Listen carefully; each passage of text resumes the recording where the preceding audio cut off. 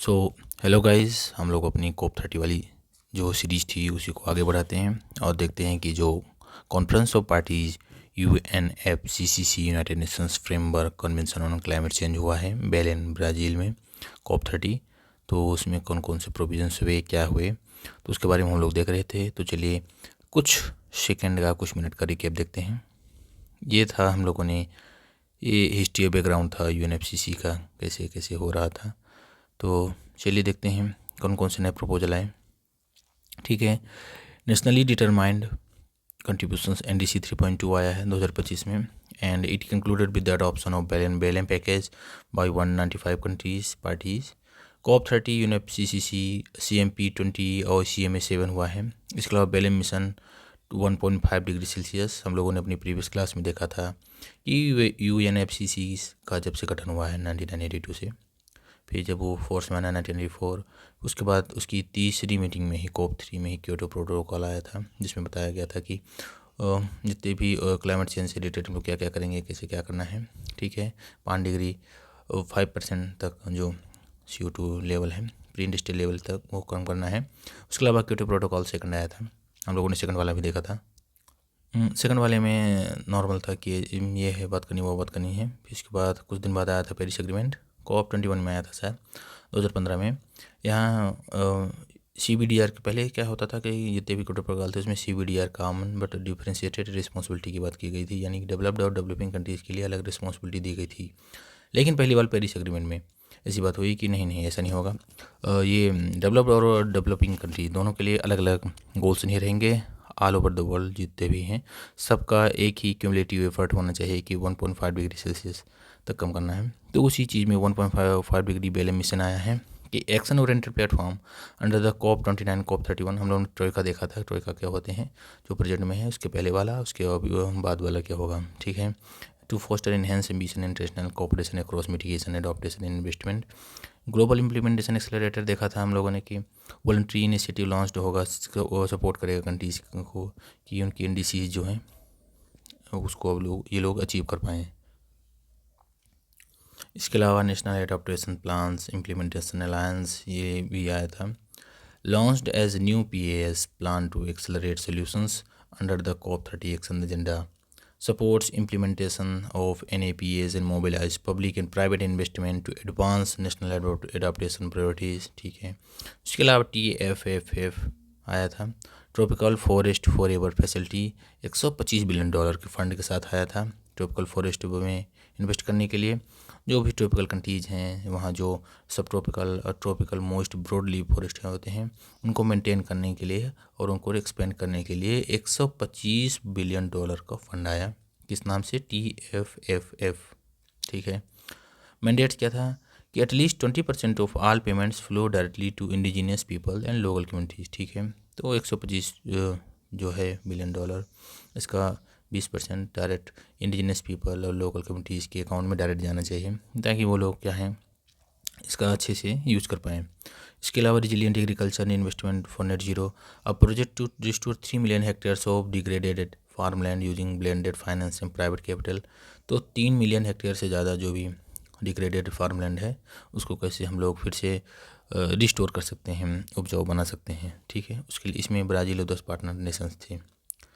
और इसके अलावा भी क्या था, लैंड डिग्रेडेशन एक्सेलरेटर वही है, based on green way and eco invest in Brazil.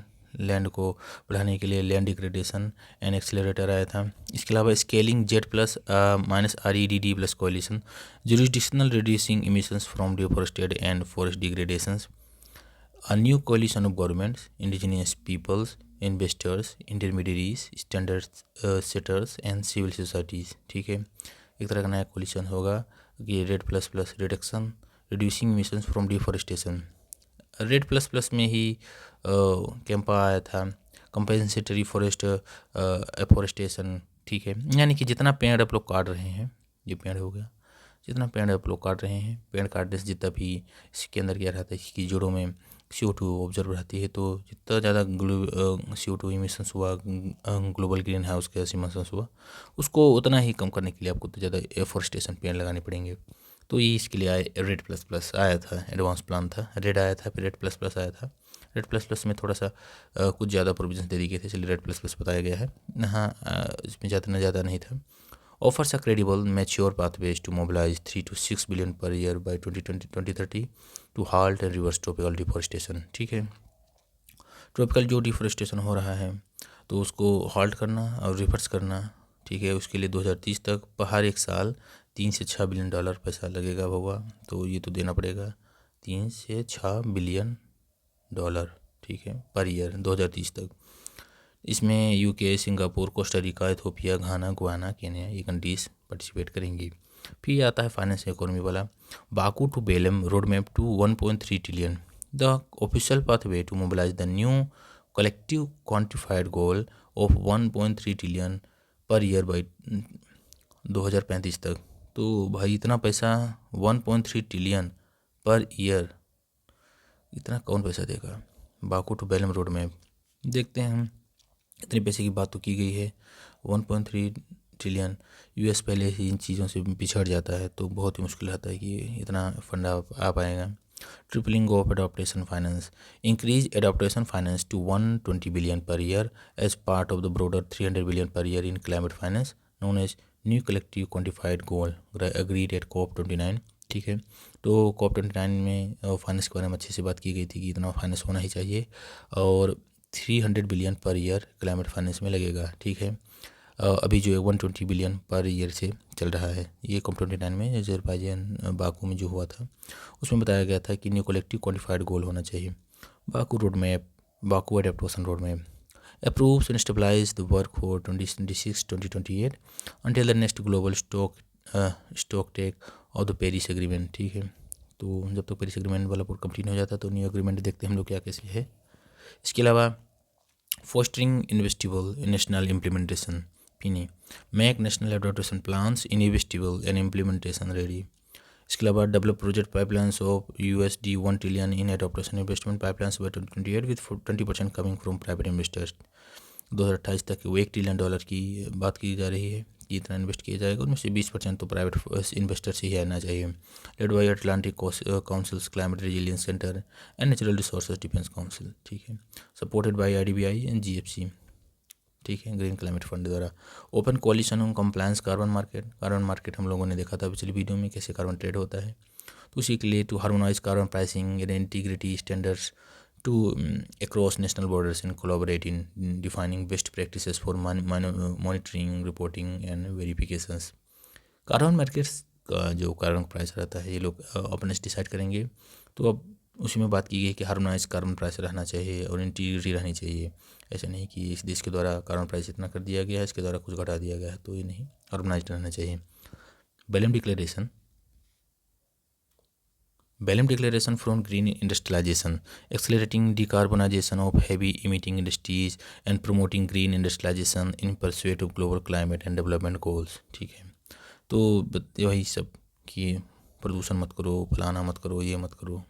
ठीक है, एनर्जी वाला देखते हैं एनर्जी सेक्टर में क्या है। एनर्जी इंफ्रास्ट्रक्चर में plan to accelerate the expansion and resilience of power grids उसको बढ़ाने के लिए इंडिया हालांकि इस चीज़ में बहुत अच्छा वो कर रहा है कदम इंटरनेशनल सोलर अलायंस में, लेकिन हाल ही में ये सुनने में आया है कि USA क्या है इंटरनेशनल सोलर अलायंस से विड्रॉ कर रहा है। ठीक है, coordinate relevant stakeholders towards grid expansion and renewables power future, green grid initiatives के लिए आया है।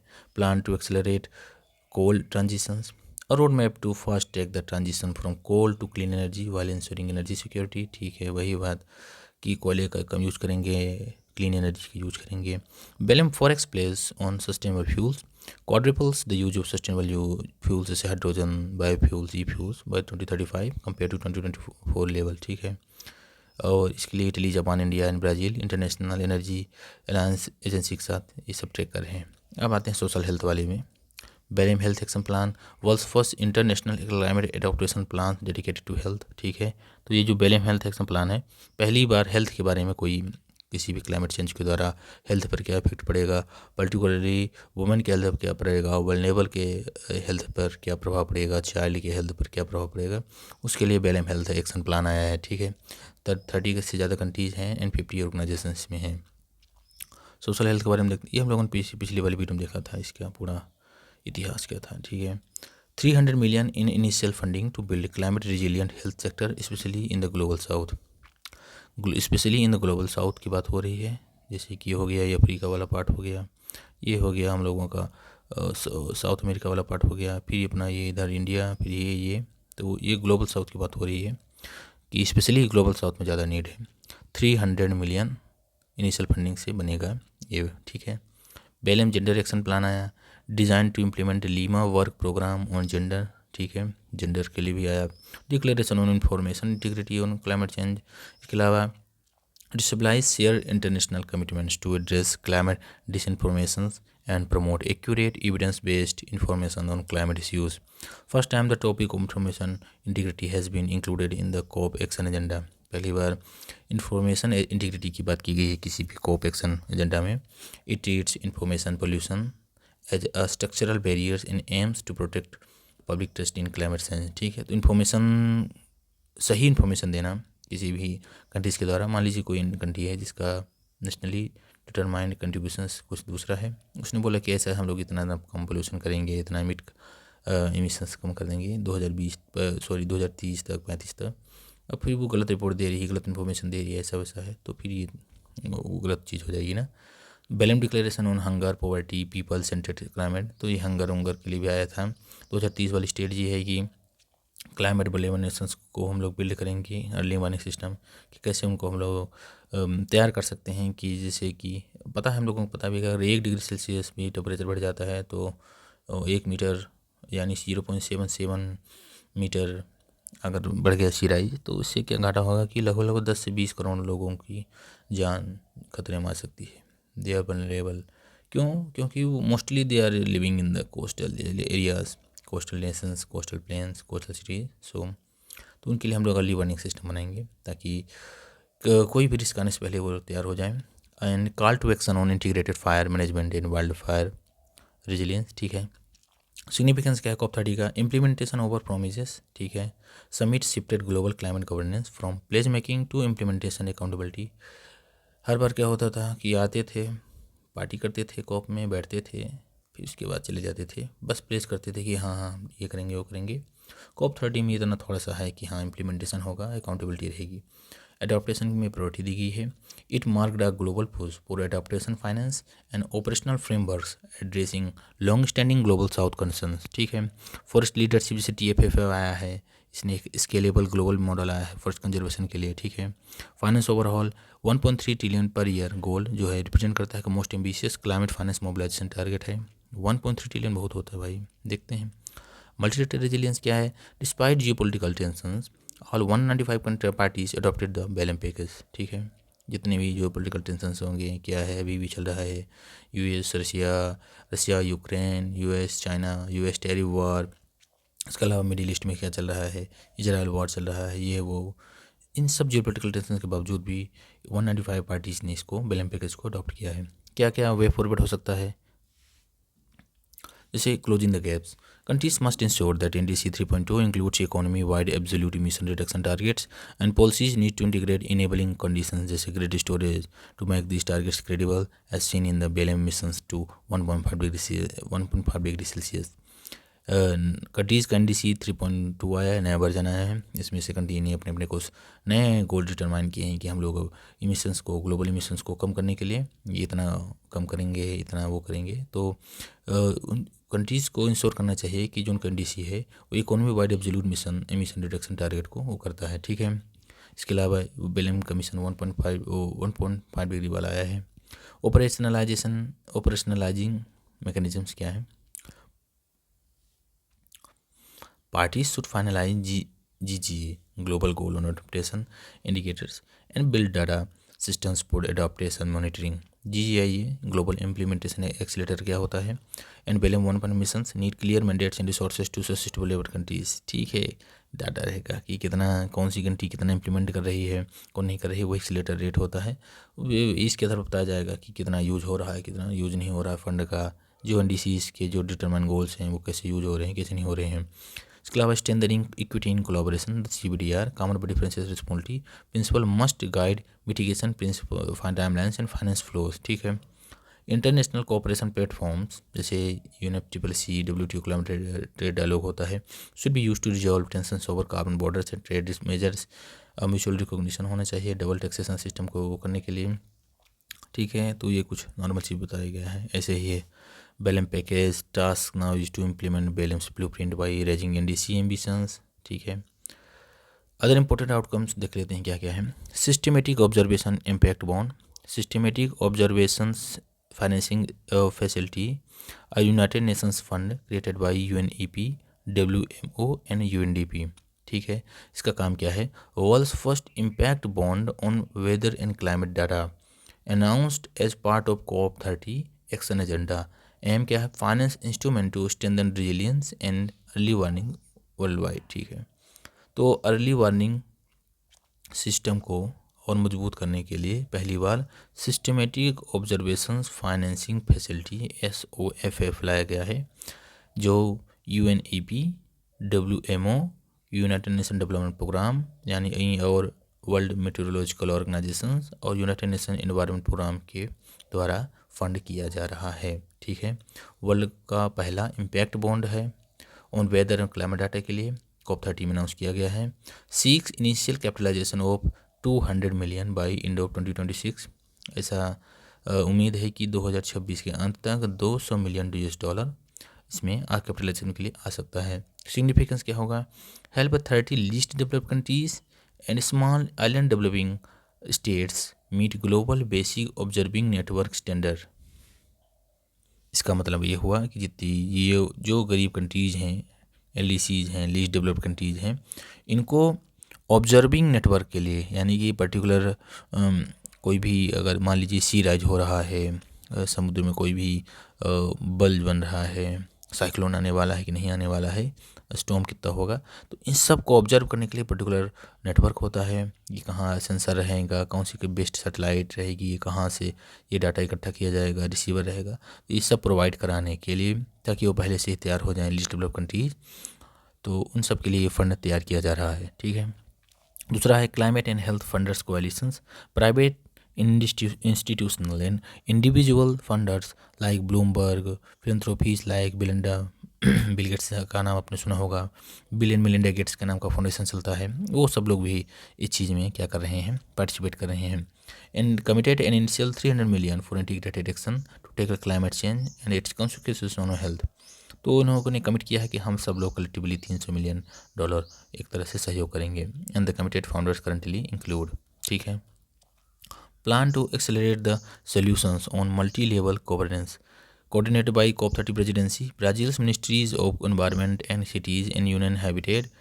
इसके द्वारा बताया गया है, क्या बताया गया है कि targets integration of multilateral structures into 100 countries nationally determined contributions by 2028 and 120 by 2030।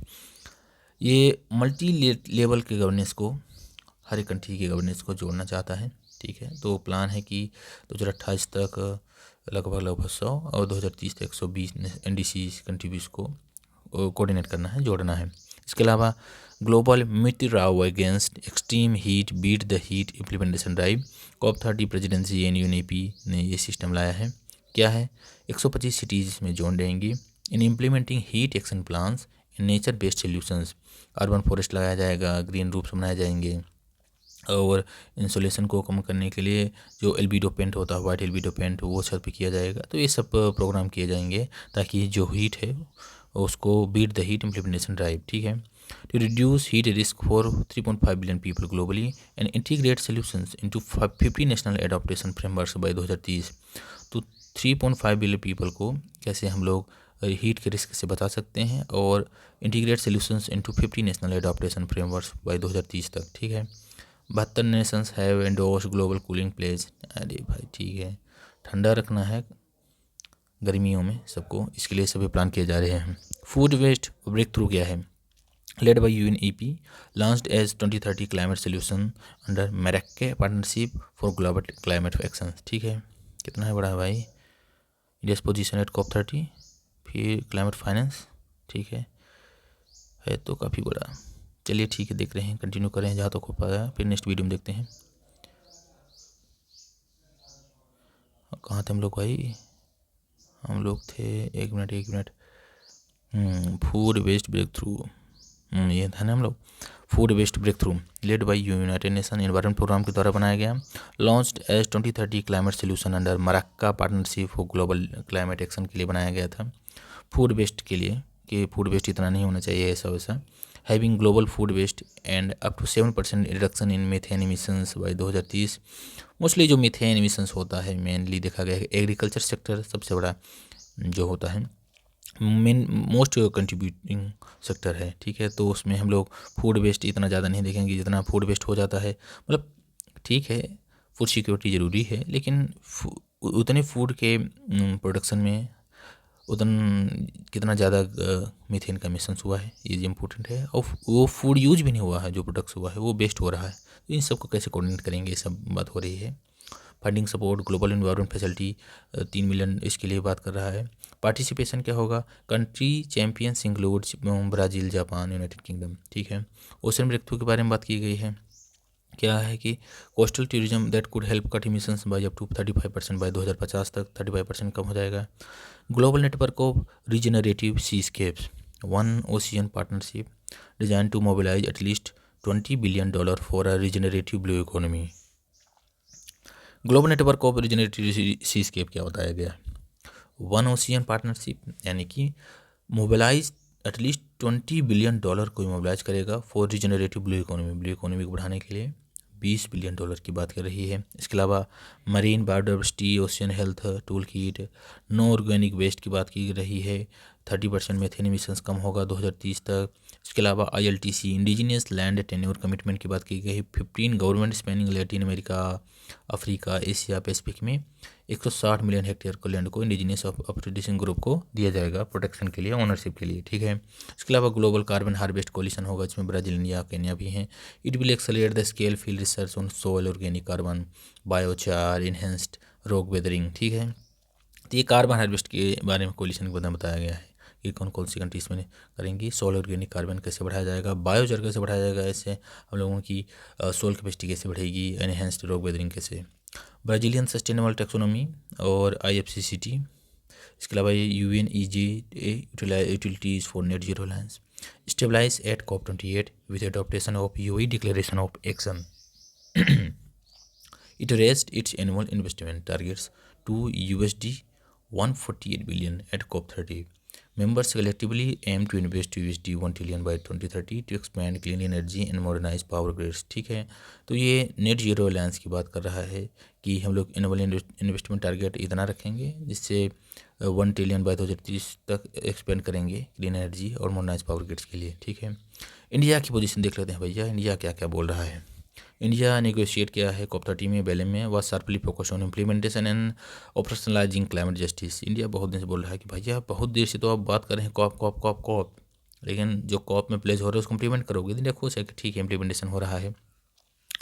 Core objective क्या है, India strategy delivered across G77 plus China, basic and LMDCs groupings rested on these non negotiable principles, ठीक है। अब देखते हैं ये कुछ term है कंट्रीज़ के ग्रुपिंग और मेंबर के। G77 में the largest collision of developing countries now comprising 134 members, ठीक है। G77 कैसा ग्रुप है, जो डेवलपिंग कंट्रीज है उनका ग्रुप होता है जिसमें अभी 134 मेंबर्स हैं। इसके अलावा LMDC होती है यानी लाइक माइंडेड डेवलपिंग कंट्रीज़, ऐसी कंट्रीज़ जिनका जो टारगेट है, जिनका जो फ्यूचरिस्टिक विजन है एक तरह से सेम रहता है कि जो क्लाइमेट के लिए ज़्यादा एफर्ट कर रही हैं, क्लाइमेट चेंज को रोकने के लिए ज़्यादा कर रही हैं, पॉवर्टी हंगर इन सबको रोकने के मतलब कर रही हैं, मतलब लाइक माइंडेड, मतलब उनकी स्ट्रेटजी जो रहती है मोस्टली ऑलमोस्ट सेम रहती है। तो ऐसे अ मोर हैंडली hard line group within the G77 including countries like India, China, Bolivia, Cuba, Egypt and Iran, ठीक है। बेसिक क्या होता है, ये Brazil, South Africa, India and China का ही एक एक्रोनिम है। A coalition of 4 large rapidly developing economies, Brazil, South Africa, India and China, ठीक है। तो ये कुछ कंट्रीज़ हो गई। इंडिया पोजीशन COP30 में देख लेते हैं क्या क्या है। इक्विटी इन क्लाइमेट जस्टिस के बारे में बात किया गया है। Reiterated that equity and common but differentiated responsibility remain the central cornerstone of the global climate regime. सबसे बड़ी बात यही बात है, ये कॉमन बट डिफरेंशिएटेड रिस्पॉन्सिबिलिटी, यही दिक्कत है ना कि इस बारे में सबसे बड़ा मुद्दा बना अभी भी वर्ल्ड लेवल पर बना हुआ है कि US बोलता है कि नहीं नहीं अब तो सब डेवलप हो चुके हैं, सबको कॉमन रिस्पॉन्सिबिलिटी नहीं होनी चाहिए। मतलब सबकी इक्वल रिस्पॉन्सिबिलिटी होनी चाहिए, ठीक है। तो इस बारे में इंडिया बोलता है कि इक्विटी और क्लाइमेट जस्टिस दोनों में फ़र्क होना चाहिए, कि नहीं भाई इक्विटी नहीं है। आप लोगों ने तो 1850s के ज़माने से अभी तक में मान लीजिए 1850 या मान लीजिए नहीं 1800 नहीं, मान लेते हैं 1870 से कोई कंपनी अपनी फैक्ट्री स्टेबलाइज कर ली है, इसमें अभी तक वो कितना मतलब वो कर रही है, पोल्यूशन कर रही है, हर दिन कितना ज़्यादा वो मैन्युफैक्चर कर से इमिशंस हो रहा है। और कोई इंडिया कंपनी है 1960s 1970 से स्टेबलाइज हुई है, तो उसके द्वारा तो कभी कम से इतना ही पोल्यूट हुआ है, जबकि यूएस की कंपनी ने इतना है। तो एक तरह से ये तो जस्टिस नहीं हुआ ना, क्लाइमेट जस्टिस को बोला जाता है। क्लाइमेटली ये जस्टिस नहीं है कि आप इतने सालों से इमिशंस कर रहे हैं, हम तो भैया इतने सालों से इमिशन कर रहे हैं, तो आपको जो है आपकी रिस्पॉन्सिबिलिटी ज़्यादा बनती है, इसलिए इसी को बोला जाता है। कॉमन रिस्पॉन्सिबिलिटी तो है कि क्लाइमेट को हम लोगों को देखना पड़ेगा, क्लाइमेट चेंज से जो प्रभाव पड़े हमें बचाना पड़ेगा, बट डिफ्रेंशिएटेड रिस्पॉन्सिबिलिटी यानी रिस्पॉन्सिबिलिटी जो होगी अलग अलग होगी। क्यों? आप लोगों ने देख चुका है क्यों। इक्विटी इन क्लाइमेट जस्टिस, ठीक है, cautions that the burden of mitigation must not be shifted to those with the least responsibility in causing the problem, ठीक है, वही बात है। Climate finance as a legal obligations highlighted that the implementation of article 9(1) is a legal obligation for developed countries to provide finance, ठीक है, stated that finance remains the key barrier to raised ambition and requested a clear universally agreed definition climate finance, ठीक है। सबसे बड़ा barrier क्या है कि जो एम्बिशंस को नहीं बढ़ावा हो पा रहे हैं, जो जितने भी बड़े बड़े प्लेजेस हो गए हैं उसमें से ये कंप्लीट नहीं हो पा रहा है, सबसे बड़ा है पैसा। पैसा नहीं बाबू तो कुछ नहीं होगा, इसलिए climate finance as a legal obligation होना चाहिए, ठीक है। जिस कंट्री को जितना बताया गया है COP30 में, मतलब कोई भी कॉन्फ्रेंस ऑफ पार्टीज UNFCCC में, तो जितना भी पैसा बताया गया, फाइनेंस बताया प्रोवाइड कराने के लिए, वो उसकी लीगल ओब्लिगेशन होनी चाहिए। इसके अलावा adoption and the global goal declare that COP30 must be the COP of adoption, welcome progress on the global goal on adaptations, supporting a minimum package of indicators provided there is flexibility for national circumstances। adaptation and the global goal होना चाहिए, ठीक है। COP of adaptation बनाया गया है। just transition mechanism welcome the establishment of the just transition mechanism as a significant milestone to operationalize equal equity, insisted that the transition work programs must result in action oriented institutional arrangements that are people centric, ठीक है। Just transition mechanism के बारे में बताया है, adoption के बारे में बताया है कि बहुत दिन से तो चीज़ें हो रही हैं, लेकिन पहली बार कॉप और अडोप्टेशन होना चाहिए। Mitigations and net zero responsibilities कितनी होनी चाहिए। States that the developed countries must reach net zero earlier to preserve equitable carbon space, call for developed nations to invest more in negative emission technologies, ठीक है। क्या किस चीज़ में stress किया है कि जो डेवलप्ड कंट्रीज़ होती हैं उनको नेट जीरो में सबसे पहले अर्लियर में रीच करना चाहिए। क्यों? वही क्लाइमेट जस्टिस इक्विटी, मैंने बताया ना कि उन्होंने इंडस्ट्रियलाइजेशन पहले ही उन लोगों के देश में देखा गया था, पहले ही कंपनी स्टेबलाइज हो गई थी, पहले बहुत दिनों से वो लोग इमिशंस कर रहे हैं, तो उनको नेट जीरो भी सबसे पहले ही अचीव करना चाहिए। Call for developed nations to invest more in negative emissions technologies, ठीक है, ठीक है। इसके अलावा उनको ज़्यादा डेवलप नेशन से ज़्यादा इन्वेस्ट करना चाहिए कि कैसे हम इमिशन टेक्नोलॉजी उन टेक्नोलॉजीज़ का जिससे इमिशंस जो है निगेटिव हो सकता है। यूनिलैटरल ट्रेड मेजर्स क्या होता है। Call for unilateral trade restrictive climate measures to be rejected as they act as a instrument for protectionism. इसके अलावा टेक्नोलॉजी ट्रांसफर एक्सेस होना चाहिए, उन जो गरीब कंट्रीज हैं उनको टेक्नोलॉजी देनी चाहिए। Access a right not a bargaining tool, ठीक है। इंडिया ने बोला है कि technology access is a right not a bargaining tool, भाई हमको टेक्नोलॉजी दो, या आप बार्गेनिंग नहीं कर सकते हैं कि भाई इतना इतना पैसा दोगे तो हम लोग टेक्नोलॉजी एक्सेस देंगे, नहीं नहीं भाई जी देना चाहिए। क्यों? क्योंकि हम लोगों ने देखा है कि जो क्योटो प्रोटोकॉल था, क्योटो प्रोटोकॉल में नेक्स्ट फर्स्ट और नेक्स्ट सेकंड कंट्रीज होती है, तो इसमें बताया कि जो नेक्स्ट फर्स्ट कंट्रीज होती है इनको मनी और इसके अलावा ये भी देना पड़ता है, तो ये ज़रूरी है भाई, तभी तो हम लोग जा कर के अपना क्लाइमेट का जो NDC है नेशनल डिटरमाइंड कंट्रीब्यूशन है उसको कम कर सकते हैं ना। तो ठीक है, ये चीज़ों कुछ बताई गई है। मल्टीलेटरिज्म डिप्लोमेसी, मल्टीलिज्म के बाद ठीक है, spirit of Mutirao inclusion and balance, press the bridge in presidency for leadership rooted in the spirit of Mutirao, ठीक है। क्लाइमेट फाइनेंस देखते हैं। क्लाइमेट फाइनेंस है क्या। Green climate fund stabilize in 2010 में स्टेबलाइज होता है under the Cancun agreements at COP16 to NFCCC to help developing countries fund projects and programs that address climate change supporting their shift to low emissions climate resilient development pathways. It serve as the financial mechanism of the UNFCCC and the Paris Agreement. GSP is mandated to invest 50% of resources to mitigation, 50% to grant in equivalent, ठीक है। तो एक तरह से बताया गया जब Paris agreement हुआ था, ठीक है। और पेरिस एग्रीमेंट तो बाद हुआ 2015 में, उसके पहले ही कैन में 2010 में कॉप की 16 समिट होती है, कॉप 16 होता है। उसमें बताया गया है कि फंड देना चाहिए जो डेवलपिंग कंट्रीज़ हैं, कैसे वो क्लाइमेट चेंज के जो भी एड्रेस हो रहे हैं, मतलब जो भी प्रोग्राम उसको कैसे एड्रेस करेंगे। इसके लिए इन्होंने क्या किया, supporting their shift to low emission climate resilient development pathways, ठीक है। इसके लिए फंड आया है। 50% फंड जो है डायरेक्ट जाएगा resources to mitigation, 50% debt option in grant equivalent, ठीक है। 50% जो फंड रहेगा, मान लीजिए GCF ग्रीन क्लाइमेट फंड में $100 बिलियन आया, $100 बिलियन में $50 बिलियन ग्रीन क्लाइमेट फंड अपना खुद यूज करेगी रिसोर्सेज को मिटिगेट करने के लिए, और 50% ग्रांट देगी डेवलपिंग कंट्रीज़ को। मतलब 50 बिलियन में से 2 बिलियन ये ले लो भाई, 10 बिलियन तुम ले लो, 5 बिलियन ये ले लो, तो इस तरह से रहेगा, ठीक है। न्यूज़ में देखते हैं क्या है, why in the news. India along with 12 other developing countries and African island states climate commissions announced plans to develop country on or regional platforms for climate and nature finance। India कुछ 12 और developing countries और African island state commission के साथ announce किया है क्या plan बनाने के लिए, कंट्री और regional platform for climate and nature finance, ठीक है। अपना खुद का योग फाइनेंस वाला देखेंगे भाई, यार बहुत हो गया डेवलपिंग कंट्रीज़ पर ये लोग कब से डिपेंड हैं, ठीक है। These plans were unveiled at the recently concluded COP30 to UNFCCC at Belem Brazil. 12 developing countries में कौन कौन आएंगी, कंबोडिया आएगी, Colombia, Kazakhstan, Lesotho, Mongolia, Nigeria, Oman, Panama, Rwanda, Dominion DRC, Togo and South Africa, ठीक है। Platform क्या रहेगा, country platforms are strategy country driven mechanisms that translate climate priorities into programmatic investment approaches, ठीक है। तो अपने में ये देखेंगे कैसे फंड इकट्ठा करते हैं, and they are design to align global support and investment flows with the national priorities of each country, ठीक है। नेशनल प्रायोरिटीज़ क्या क्या कंट्रीज़ के रहेंगी, उसके साथ ये लोग ग्लोबल सपोर्ट के लिए अलाइन के लिए डिजाइन अपने खुद को डिजाइन करेंगी। फंडिंग क्या रहेगा, the platforms will be supported under the green climate fund readiness program, ठीक है। फंड तो वही देगा, आप खुद अपना भी कुछ फंड होगा और उस ग्रीन क्लाइमेट फंड के द्वारा रेडीनेस प्रोग्राम के लिए ये फंड इकट्ठा करेंगी। And the readiness program is as the largest climate action capacity building facility for developing countries. Capacity building facility मतलब कि किसी भी कंट्री की कैसी वो तरह की अपनी कैपेसिटी बिल्ड कर सकती है, किस तरह से क्या क्लाइमेट को अडॉप्ट करने के लिए क्या नए नए मेजर्स से इकट्ठा कर सकती है, उसके लिए। और मतलब डेवलपिंग कंट्रीज़ के लिए वो रेडीनेस प्रोग्राम सबसे बड़ा लार्जेस्ट क्लाइमेट एक्शन प्रोग्राम है। And GFC fund already support to existing platform, the Brazil country platform and the Caribbean regional platform. इसके अलावा ब्राज़ील GCF जो है पहले से ही 2 एग्जिस्टिंग प्लेटफॉर्म है फंड करने के लिए। And this platform seek to replace a fragmented project approach by helping to coordinate various public and private international and local stakeholders, ठीक है। इस प्लेटफॉर्म में पब्लिक रहेगी, प्राइवेट पार्टनरशिप दोनों रहेगा, इंटरनेशनल और लोकल स्टेक होल्डर सब रहेंगे, इन सबका इंटीग्रेशन रहेगा। Issues related to climate finance क्या है, ambition without guarantee delivery, guarantee delivery के अलावा बिना ही एम्बिशन है। Targets rely on voluntary pledges in private flows not guaranteeing the public concessional funding vulnerable countries need.